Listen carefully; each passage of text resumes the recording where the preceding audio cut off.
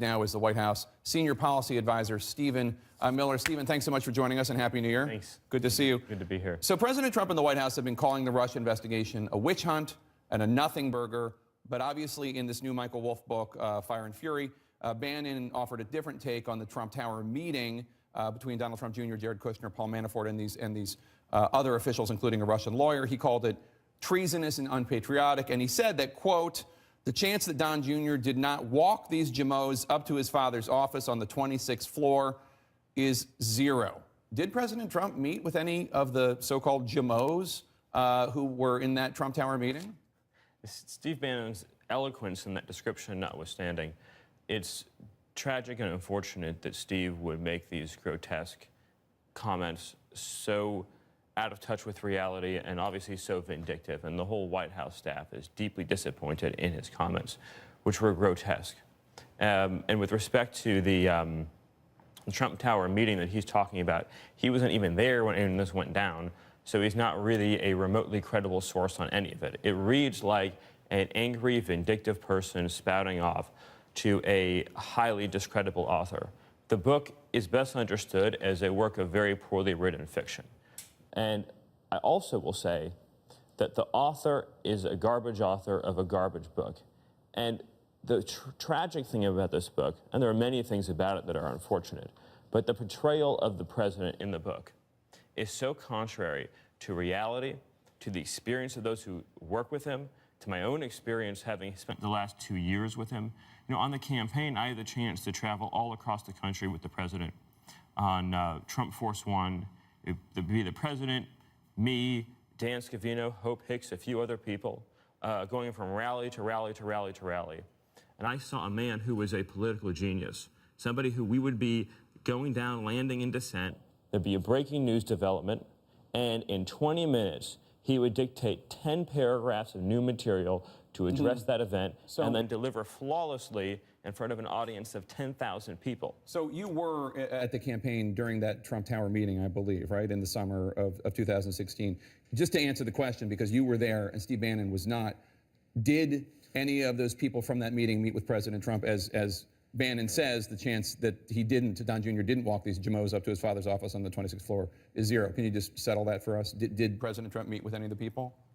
I have no knowledge of anything to do with that meeting. Okay. But what I can tell you unequivocally is that the allegations and insinuations in this book, which are a pure work of fiction, are nothing but a pile of trash through and through. Well, just to finish, Jake, because you know your network's been going 24/7 with all this salacious coverage, and I know that it brings a lot of you guys a lot of joy to trying to stick the knife in. But the reality is that page after page after page of the book is pure false. I see sections of the book where events I participated in are described, and I have firsthand knowledge that as they're described, they're completely and totally fraudulent. Nobody at CNN is sticking knives in anybody. There are a lot of people in the White House quoted in the book. I don't know why. The quote that you're referring to is a quote from Steve Bannon. Right, who was the president's senior strategist. And I think that the president's statement on Steve settles once and for all the view about all of that. But let's talk about that, because I want to talk about that. Let's dig in, though, to your comment about, well, he was also the president's chief strategist. So one of the other tragedies of this grotesque work of fiction is its portrayal of the president. The reality is the president is a political genius who won against a field of 17 incredibly talented people, who took down the Bush dynasty, who took down the Clinton dynasty, who took down the entire media complex with its 90% negative coverage, took down billions of dollars in special interest donations. And he did it all through the people and through his strategy and his vision. So let's talk about this. His insight and his experience. Let's talk about it. The president is now calling Bannon, quote, sloppy Steve, and he released a scathing statement this week saying in part, quote, "Steve Bannon has nothing to do with me or my presidency. When he was fired, he not only lost his job, he lost his mind." You worked hand in glove with Bannon at the White House and on the campaign. Is the president really arguing that Steve Bannon had nothing to do with him or his presidency? Because I can only tell you my experience, which is that I joined the campaign in January of 16, before the first ballot was cast in the Iowa caucus. Bannon helped you get that job. No? Corey Lewandowski is the one who offered me the job in the Trump campaign. But just to finish, Bannon wasn't helping you? Bannon didn't help you get that job on the campaign? I think the person who probably helped me most get the job on the campaign was probably Corey. But the most important thing, because I've been working with Corey before I joined to try and help out with the campaign. But the most important thing to say about this is that the president's first speech that he gave, unfiltered, unscripted, that was Donald Trump. That's the same Donald Trump who for 30 years has talked about how America is getting ripped off on trade, on military deals, and everything else. It's the same Donald Trump who tapped into the pulse of millions and millions of Americans. Right, but there's no presidency that is one person. It's a phenomenon that was happening that you didn't see, a phenomenon that was happening that the rest of the political class didn't see. All these so-called political geniuses in Washington, whether it be at the big lobbying firms or the only many person of the who's called himself a genius Congress, in the last week is the president. But which happens to be a true statement. Okay. A self-made billionaire who revolutionized reality TV and who has changed the course of our politics. He's watching and he's happy that you said that. But Jake, you can be condescending. I'm not being condescending. I'm trying to get to the point that Steve Bannon. You can be condescending. That was a snide remark. You're sure he's watching and he's happy. Let me tell you something. Why is that your snide? network? You can be as condescending as you want. It's part of your MO. But listen, you can have 24/7. I have no idea why you're attacking me. Well, I'll explain to you. My point is, I'll tell you why I'm attacking you. Steve Bannon, Jake, you can have a 24/7. Helped push the president's travel ban. He helped pull out. I'm so glad you brought that up because that's one of the fake news items in the book. Stephen, I would happen to know better than you would, Jake, about how the travel ban was written. Steve Bannon didn't push the travel ban. If you would let me ask this question. No, because you get 24 hours of negative anti-Trump hysterical coverage on this network that led in recent weeks to some spectacularly embarrassing false reporting from your network. Right now can ascertain who's being hysterical. The viewers are entitled to have 3 months of the truth. Why don't you just give me 3 minutes to tell you the truth about Donald Trump that I know? And then all of our campaign staff because it's my show and I don't want to do that. So here's my question. No, this isn't a courtroom, and I have a right to speak. Settle down, calm down. Jake. I have a question for you about issues. Stephen Bannon, who the president says had nothing to do with his presidency, he was part of the president's travel ban. He was part of pulling out of the Paris climate deal. He was part of withdrawing from the TPP. He's part of border security. He's part of being tough on immigration. So you want me to go through the list? No, I don't want to go through, but my point is it really the position of the Trump White House that Steve Bannon had nothing to do with the presidency, or can you acknowledge the reality that he was a key player?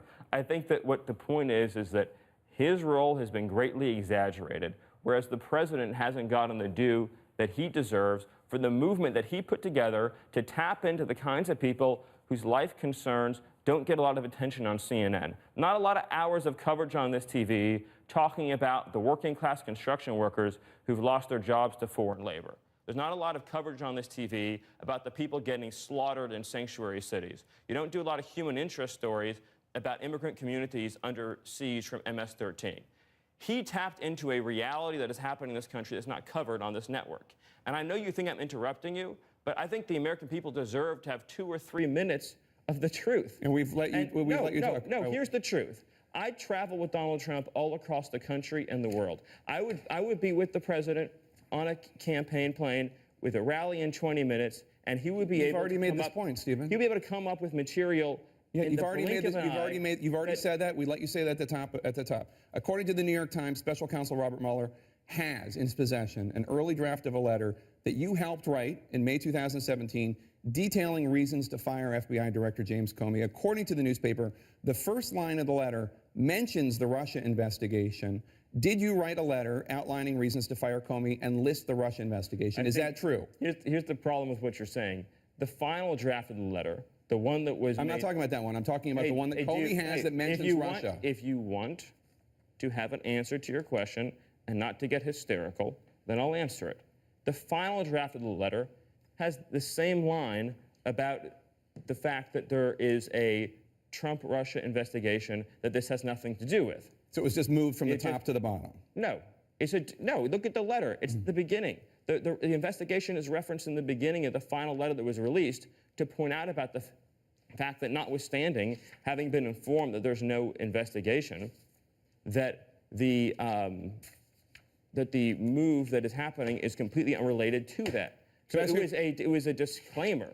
It appeared in the final version of the letter that was made public. I want to ask you, because you obviously are very offended by the notion that this book, Fire and Fury, paints a picture of President Trump. Trump is not mentally up to the job. On Saturday, President Trump put out a series of tweets trying to defend himself on this issue of fitness. And he said, quote, "Actually, throughout my life, my two greatest assets have been mental stability and being like really smart. Crooked Hillary Clinton also played these cards very hard and, as everyone knows, went down in flames. I went from very successful businessman to top TV star to President of the United States on my first try. I think that would qualify as not smart, but genius, and a very stable genius at that." Do you think tweets like that help or hurt the cause that the president is stable and up for the job? Not only do I think they help it, but I think in the toxic environment that you've created here in CNN and cable news, which is a real crisis of legitimacy for your network, and we saw it, of course, with the extremely fake news you reported about the Don Jr. and WikiLeaks story. There was a huge embarrassment for your network. Stephen. Just like the huge embarrassment you had when you got the Comey testimony wrong. Stephen, I'm trying to get to the issue of the president's fitness, which a lot of people are questioning. Well, and I'm getting to the issue of your fitness, but the president's tweets absolutely reaffirmed the plain-spoken truth. A self-made billionaire revolutionized reality TV and tapped into something magical that's happening in the hearts of this country.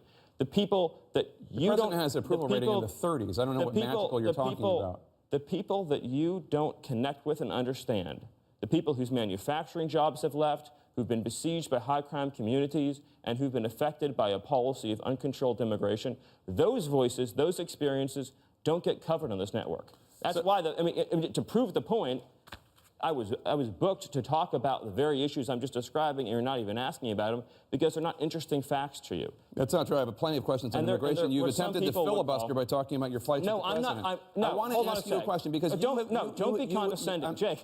Stephen, the president and the White House. The reason why I want to talk about the president and the White House. The reason why I want to talk about the president's experiences, what I've seen with him traveling to meet dozens of foreign leaders, with his incredible work. Okay, you're not answering the questions. No, I understand. You have 24 hours a day of anti-Trump material. You're not going to give 3 minutes for the American people to hear the real experience of Donald Trump. There's one viewer that you care about right now, and you're being obsequious. You're being a factotum in order to please him. Okay. No.